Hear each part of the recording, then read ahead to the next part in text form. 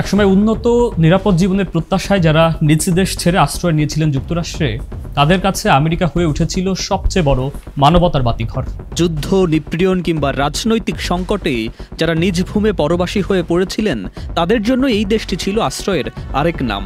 কিন্তু সেই মানবিক যুক্তরাষ্ট্র যেন আজ চেহারা বদলে ফেলেছে। সুপ্রিম কোর্টের সাম্প্রতিক দুটি সিদ্ধান্তে আইনি সুরক্ষা হারিয়ে প্রায় ৫ লক্ষাধিক অভিবাসী আজ বিতরণের মুখোমুখি। তাদের মধ্যে অনেকেই বছরের পর বছর ধরে বৈধভাবে বসবাস করছিলেন, কর্মসংস্থানে যুক্ত ছিলেন এবং করও দিতেন নিয়মিত।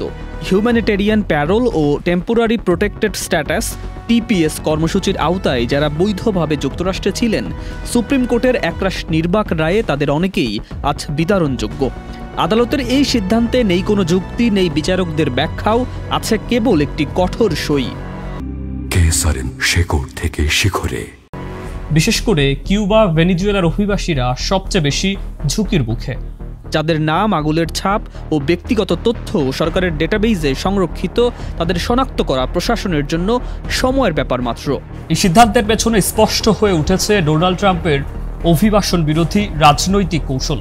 দ্বিতীয় মেয়াদে ক্ষমতা গ্রহণের পর তিনি যেন উঠে পড়ে লেগেছেন আমেরিকা ফার্স্ট নামক এক সংকীর্ণ নীতির পেছনে, যেখানে বহুজাতিক ও মানবিক আমেরিকার আদর্শকে সরিয়ে জায়গা করে দিচ্ছেন কঠোরতা, বৈষম্য ও আতঙ্ককে। ট্রাম্প প্রশাসনের দাবি, অনেকেই অভিবাসন কর্মসূচির সুযোগের অপব্যবহার করেছেন, কিন্তু বিশ্লেষকরা বলছেন এটি শুধু একটি অজুহাত।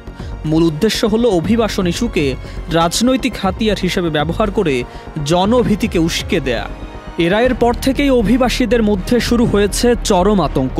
কেউ ঘর বদলাচ্ছেন, কেউ ভবিষ্যতের জন্য সংগ্রহ করছেন আইনজীবী, কেউ বা কান্নায় ভেঙে পড়েছেন।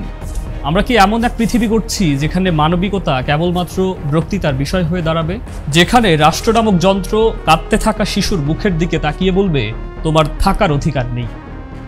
সুকান্ত সরকার, চ্যানেল আই।